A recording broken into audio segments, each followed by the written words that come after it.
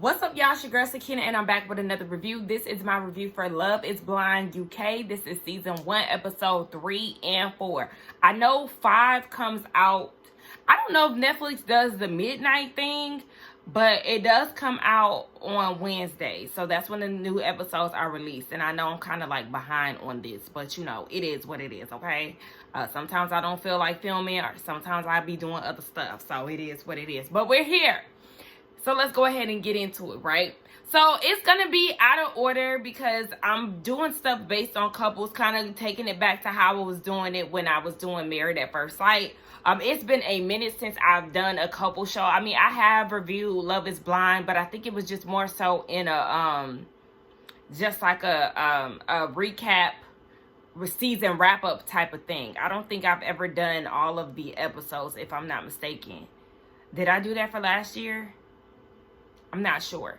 And if it looks just a little, you know, yellowy, fuzzy, whatever, I'm doing this at night. I don't like bright lights, so I keep my lights to a minimum. Y'all know I typically do not film at night. I like to do it during the day, but, you know, we're here, and I just want to hurry up and get this out of the way because it's 9 o'clock at night. Anyway, yeah, so we're going to start off with Jasmine and Bobby. They do the great, the great reveal, and I was expecting Bobby to be a short king. I mean, he's not the tallest, but he's taller than Jasmine. So I was like, okay. Now, it did take them a little minute to kiss. She actually kind of swerved him initially. If y'all caught that, I was like, you don't want to kiss him? Like, girl, what's that? I mean, but I also understand that this is a stranger, so there's always that. But, yeah, it took her a while to kiss him. But I feel like they was doing a little too much laughing for my preference, but whatever. It was Jasmine saying that he looked like home. Girl, what does that look like? You just be saying stuff. Jasmine just be saying stuff, and that's why I be side-eyeing her like, girl, what? Certified Lover Girl, what? What does home look like? Attractive? Okay. And yeah, like I said, they were really attracted to each other, so that's all I got to say about that. But one thing I know for sure is that once once Sam sees Jasmine, he's going to be pissed, okay? Because she is cute. Moving on to Freddie and Catherine. Freddie's arms look real big. They kind of look bigger than his head. Like, his arms are so big, they make his head look small. I don't know. Something about that head to arm ratio is just real off for me. But I do think that Freddie is attractive. He kind of gives like a Prince Charming vibe to me. I don't know. I could just see him in like a romantic movie or something. But y'all know Steve is my bae, so y'all can have Freddie. He tells Catherine that he loves her, and she does this fake cry. And I'm like, girl, your face is wet as hell. I mean, dry as hell. Your face is dry as hell. Where are the tears, sis? So later on, when they do another pods date, he ends up proposing to her. And then that's when she finally produced us some tears. So then she gets into the whole fairy tale of it all and how girls dream about this when they're little girl. No, I can't relate to that, y'all. I just can't. When I was watching Disney princess movies, I was just watching them because I like cartoons. I was not envisioning my wedding and stuff. I didn't even want to get married until a good 2017. Like, I never envisioned my life as, you know, a married girl. I always thought I was going to have a cozy little house with me and my dog. And we was, you know, I mean, I was going to date and stuff. But I don't know. Marriage just never crossed my mind until I got into, like, my older 20s, 25, 26-ish. But yeah, I'm tired of people saying that. I mean, I can't even get mad at people for saying that because, I mean, we literally were programmed to think that way. I just didn't think that way. So I kind of just cringe when people say that because, girl, I was not envisioning getting married at the tender age of 6. Girl, I was just trying to watch these cartoons and keep it moving. But also, it could be a matter of representation, right? Because representation does matter. Princess Tiana didn't come out till I was in middle school. I think I might have been in 8th grade when Princess and the Frog came out. Yeah, so, I mean, there's that. Anyway, they do the great reveal for each other, and I will say that they definitely look good. They like what they saw, and I was like, okay, y'all look cute or whatever. But, I don't really see it too much for Catherine, so. Moving on to Ollie and Demi. She admits that she really hasn't connected with him emotionally like that. And that's really because she's guarded. She reveals to him that she has endometriosis, and that kind of messes with her mentally. She's only felt this way about somebody once before, but her fertility kind of affected that. And so Ollie, he's not fazed by that whatsoever. And he's like, I just want you to know that you are more than enough, especially in this process. So at this point, she feels like she's falling in love with him. And after he leaves the pods, he is for certain that this is the one for him. She's the one. So let's just go ahead and get into the mess, right? I sound like Scotty. Hey, boo. Benny Hanna. No, let me stop messing with that man's name. It's, I think it's Benai. Yeah, Benai and Nicole. Remember, it pretty much left off episode 2 with Benai telling Nicole that Steve is, I keep saying Steve, Sam is not the guy that you think that he is. He's in fact here for the fame, and he is not here to actually fall in love and, be in a marriage with somebody. And so he's really bothered by this because, he's telling her this, but at the end of the day, she's going to make her own decision. So once they get out the pods, he's questioning whether or not he made the right decision. No, you did exactly what needed to be done. You put it on the table, and it's up to her to decide. But I do feel like he should have been more open and upfront when she was asking him how he felt about her, because now he's having that regret, and now she's also questioning how he really feels, and she has to weigh her other options. So it was just like a whole mess of emotions. So in her confessional, Nicole was saying that Sam has been, I don't keep saying Steve because as I write in notes, I literally have Steve instead of Sam. So excuse me for saying that, y'all. But Nicole is saying that Sam has been the most consistent, and she's battling on who to choose. So at the women's headquarters, she's talking to Jasmine, somebody who has experience with Sam, and she was like, yeah, no, I just don't really feel like he has any depth. Whereas Benai, he has a deeper connection. They get each other spiritually. So Jasmine is really giving her the advice of going with Ben versus Sam, because Sam ain't ish. Nicole says that Sam was telling her that she was the one on day 1, and Jasmine was like, yeah, girl, he said the same thing to me on day 2. So you're not special, sis. Duh. News flash. Ain't nothing he doing brand new. Now, at this point, again, Benai is in his head, and he's feeling like, yeah, I'm going to go ahead and propose to her. I'm like, oh, okay. So he goes into the pods. He's calling her name. She's not responding. I'm like, oh, she done left him for this. She done left him for this. So she ends up going into the pod with Sam. Now, Sam is saying in his confessional that this time he gonna get it right, and he isn't letting this one get away. Oh, yeah, you're not letting your backup get away. Okay, just acting like he just head over heels. She was not first pick, boo, but okay. She says that she feels giddy and happy when she's around Sam, but she has lingering doubts on if he's really sincere on getting married. So she's doing this dramatic ass cry with him, y'all. The hysteria was really irritating me. The hyperventilation, girl, it did not require all of that. Get it out. Yeah, let the tears flow if that's how you feel, but why did you I'm just so scared. That's not needed. I was so annoyed. So then she asked him if he was really there for love and, not there for the wrong reasons. He's like, yes, yes, yes. As if he's going to tell her no. Like, I hate when people ask questions like that, because do you really think that this man is going to be like, oh, yeah, I'm here for the fame and to get bitches? He's not. Because he wants to present as a good guy, the certified lover boy, the man who has a good heart and never has any luck with women. He's never going to admit that he's fame hungry or he's thirsty for a moment. Duh. If you have Ben and Jasmine telling you that they get scammy vibes from this guy, then that should tell you all that you need to know. But no, girl, go ahead and investigate. Okay, whatever. So Sam is like, no one has ever loved me. I need somebody to love me just as much. And Nicole is like, you're accepted. You're loved, okay? And just all of this. I'm like, but see how he keeps baiting you? Do you see how he literally keeps throwing out there that nobody ever loved him? Woe is me. Like, you just keep falling for this BS that he's spewing out. So Sam ended up proposing to Nicole, and she says, I love you. His response was, I think I love you. I said, oh, I think?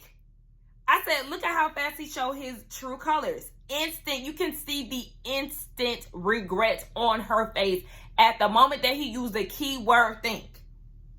She was just like all distraught in the confessional, baby. She didn't know what to do with herself, because at the end of the day, this is a hot ass mess. Girl, you made the wrong decision and you know it, but you sat there and accepted that proposal. What? So then Nicole ends up going into the pod with Benai. And he puts it all out there that he wants to be with her. But she says that she has to go with her heart, and her gut is telling her to go with Sam. I said, well, your gut needs a cleanse, sis, because you're headed down a path of being played. What? But okay, Benai goes back to the headquarters, and he's feeling like she's made the biggest mistake. She did. She made a wrong mistake, and guess what? She gonna have to live with that. That don't have nothing to do with you. Side note, because I wrote this in my notes. Shirley, she's one of the ladies who was in the pods who never made a connection. Why not? Beautiful girl.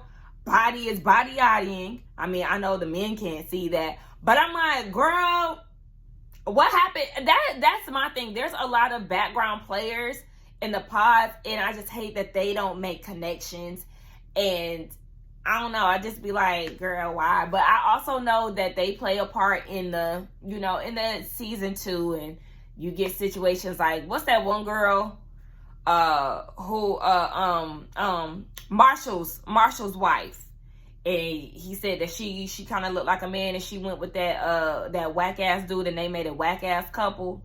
He was a background player, and child, he ended up with a main cast member. But anyway, and speaking of people who play in the background, Maria, Tom, and Natasha, so random.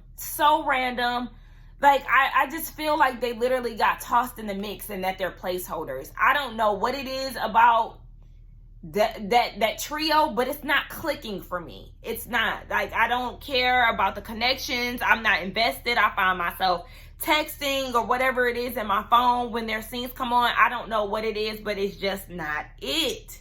Like, am I the only one who feels that way? Sorry. Like, I hate to feel that way, but I just do. But anyway, Maria, she's talking to one of the ladies in the headquarters, and she's saying that she has a scary good feeling about Tom, and they get into the pods, and she's saying that she doesn't have a problem with being a traditional wife, which I found interesting, because I know she mentioned that her family, with her being Muslim and Moroccan, that they really don't like the fact that she's doing something so non-traditional. But I guess that, she still has some of her cultural norms. Tom said that he don't want no stay-at-home wife. She said that she'll still be working, but when they have kids, at least for the first 2 years, she would like to be at home. I said, oh, Tom said, nah, baby, we about to go 50-50. But he said that he is more of himself when he's around her. And though she's put it out there that he's her number one, he can't say the same because he's still dating Natasha. So there's that. I said that's very reminiscent of Demi and Craig David. But they go on their second date, and he said that there was a lot of sexual tension between the two of them that he doesn't have with Natasha. And he's not really sure what the feelings that he has for Natasha represent. I said, child, it represents a bore. And that's the reason why I didn't have shit for Tom and Natasha for episode 3. So we just gonna move on to episode 4, where he actually did go on a date with, he went on a pause date with Natasha. And he said that he was unsure if he can move forward with her because there isn't any sexual tension that he's feeling. And he was like, he don't really know how he can carry on a marriage without that feeling. So basically, she is put into the friend zone. And for her, she feel like this isn't the end. But it's like, nay, Tasha girl, that's it. He ain't feeling it. I felt very sad for her because I know she had confidence issues, but he wasn't feeling it. Like, I don't know. How do y'all feel about that? With bonding with somebody that you've never seen before, do you feel like sexual tension or like a fantasy or, you know, imagining them sexually is necessarily needed, especially when you don't even know what they look like? Because I feel like, you know, my last relationship, it was long distance, and we didn't see each other in person for until like, you know, 6 months in. But and that was just because I had a lot of stuff going on. But I really, when we first had our initial conversations and stuff, I only had like 2 pictures to go off of. Yeah, I knew he was a real person because I worked with his cousin. That's the one who connected us. But we did a lot of, you know, phone calls and stuff. We didn't FaceTime or anything. And it was kind of like, I won't lie, I felt like there was some sexual tension and I barely knew what he looked like. So, I don't know.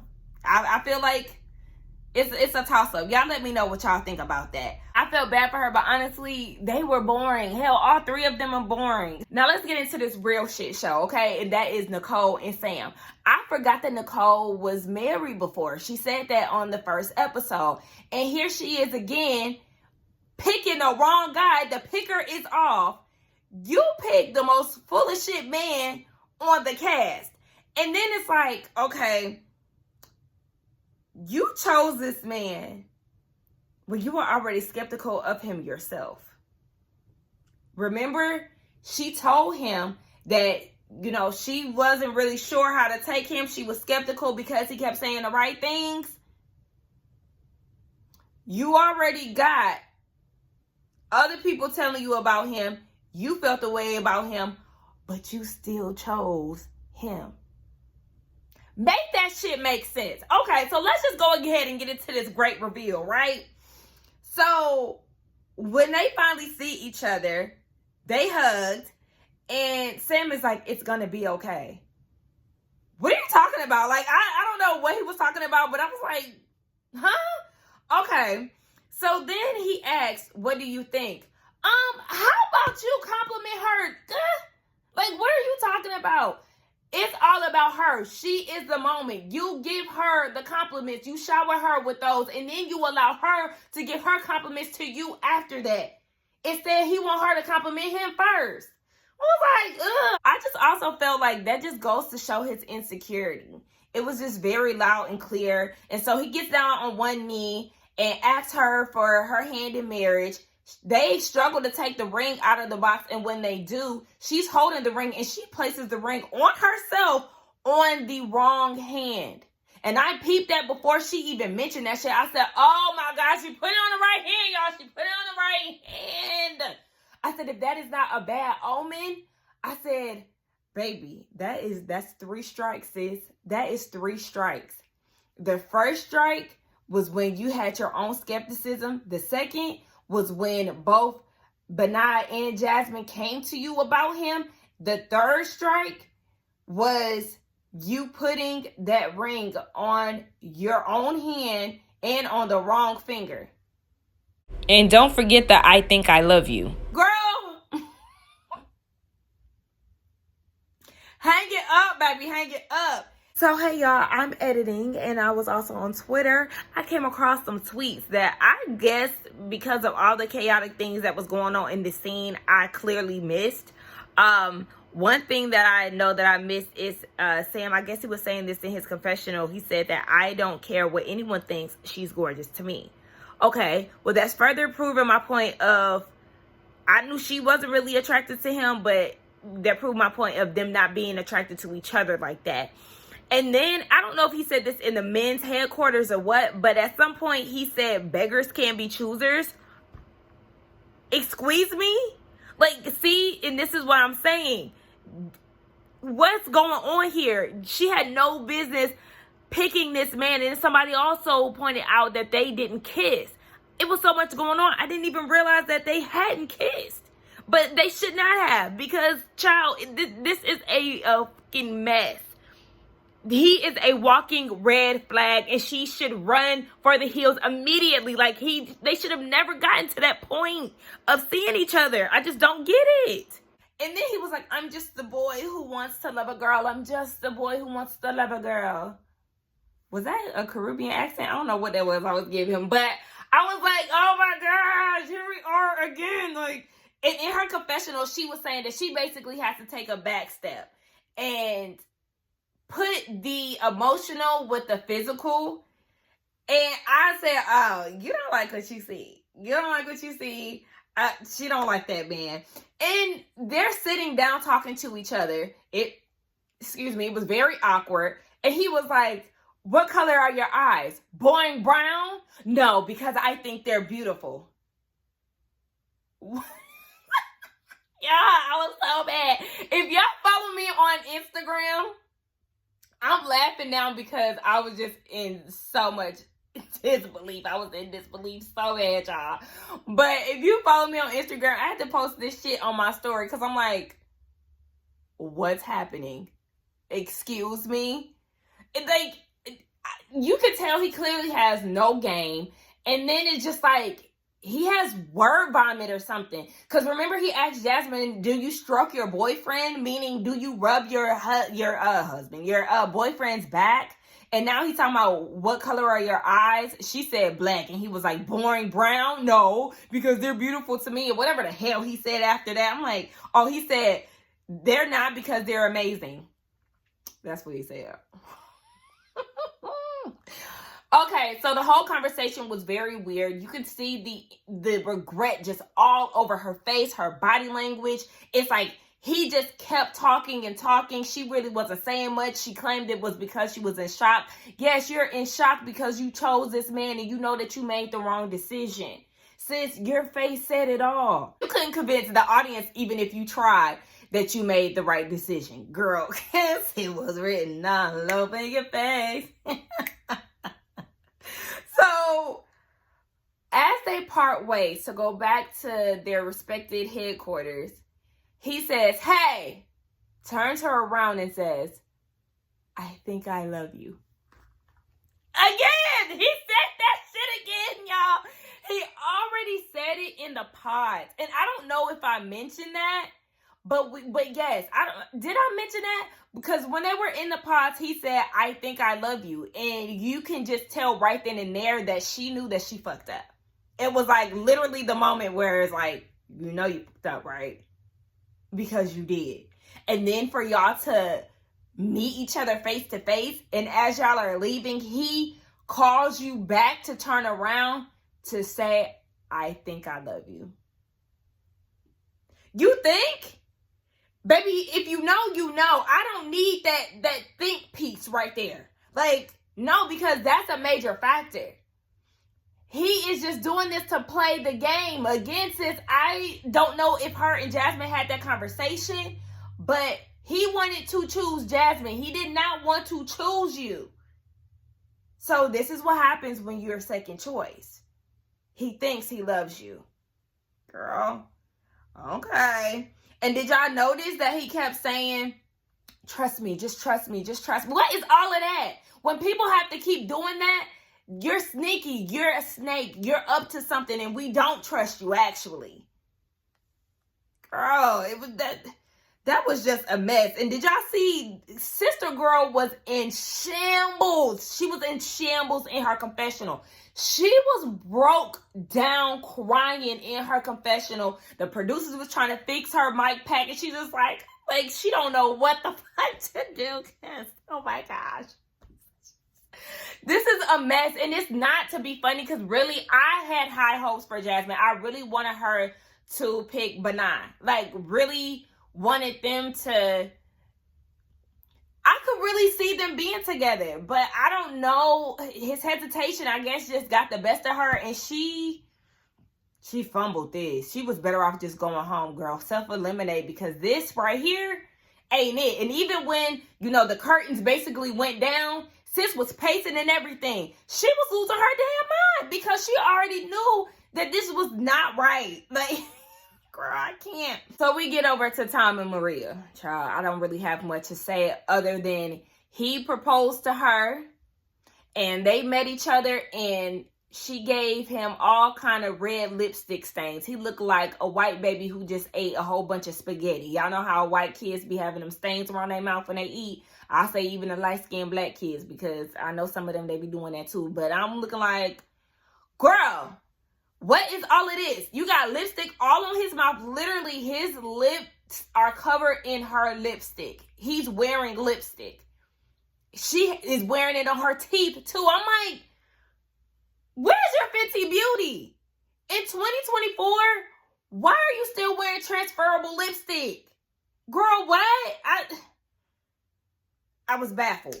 Next, Ollie and Demi, they go and get engaged, child. And you know what? I was happy for them. I actually do like them together, y'all. I really do. And at first I felt, a little skeptical. I wasn't too sure. Like, I liked the connection, but in the back of my head, I had a bit of reservation.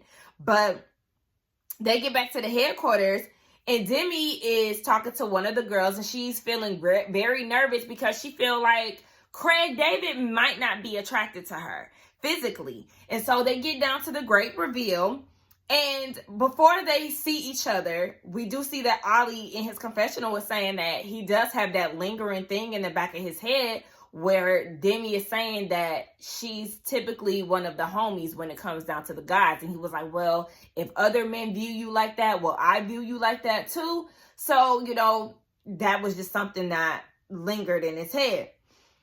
They see each other. My sis pulled out her black dress, okay, giving us body, giving us skin, giving us back, giving us tats. I said, okay, girl.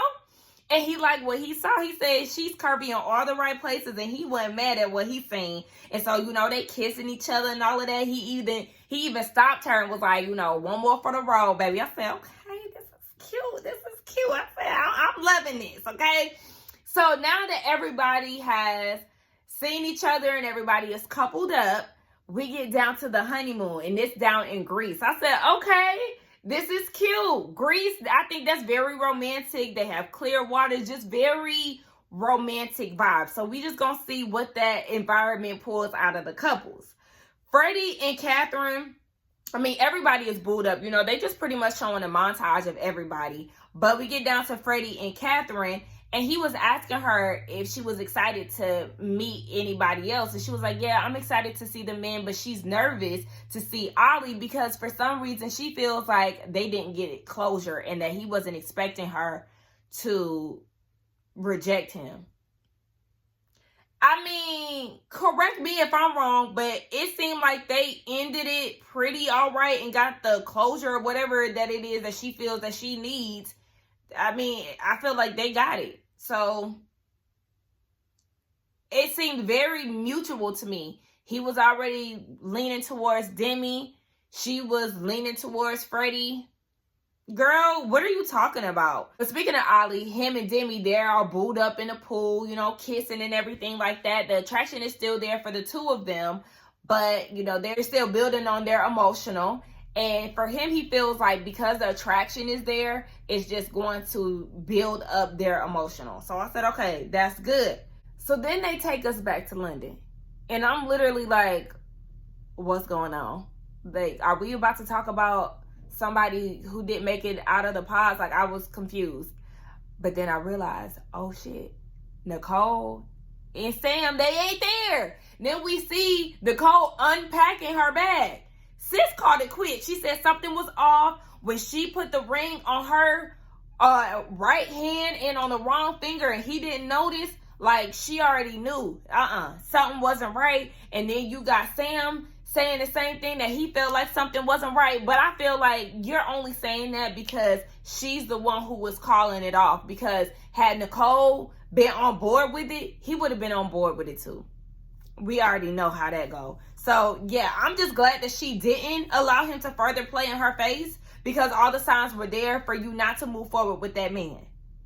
You should not have made it out the pods with that man. Y'all should have never seen each other until everybody who was a part of the pods got together. That's the first time you should have seen Sam, not within the pods. I think the fuck not. So now we see that she is meeting up with Benai. And she feels like she wants to make the right decision this time, yada, yada, yada. I said, girl, I'm so over you. So then they leave us on a cliffhanger. We'll see what happens in the next set of episodes. But baby, I'm real interested to see how this honeymoon gonna go. Or this, I know it's not technically the honeymoon because they're not married. But I'm very interested to see how this trip is going to go. Because it looks like Ali is gonna be showing his ass. And I don't like that. But y'all let me know what y'all thought about this. Let's get down in the comments and talk. Don't forget to like, comment, and subscribe to my channel. Make sure that y'all watch the first and second episode that I have. The video was right here. But yeah, I'm just not over. Y'all let me know what y'all thought about Nicole and Sam and his "I think I love yous." Him putting the ring on the wrong hand. Her now wanting to try to talk to Benai. Y'all think he should take her back or no? Because, we have seen success stories like Bliss and her other dude. Her man. They still married and they just had a baby. So, we see it. It happens. But do y'all think that he should take her back? Even though he was the one who was hesitant in the first place? I don't know. I don't know how to take it. I don't know. I really feel like he shouldn't take her back, honestly. And that's because, girl, you did not appreciate him. He was trying to look out for you. He really was. And instead, you literally ran into the arms of a snake. But, okay. Anyway, yeah, let me know what y'all thought about it. Let's get in the comments. Bye.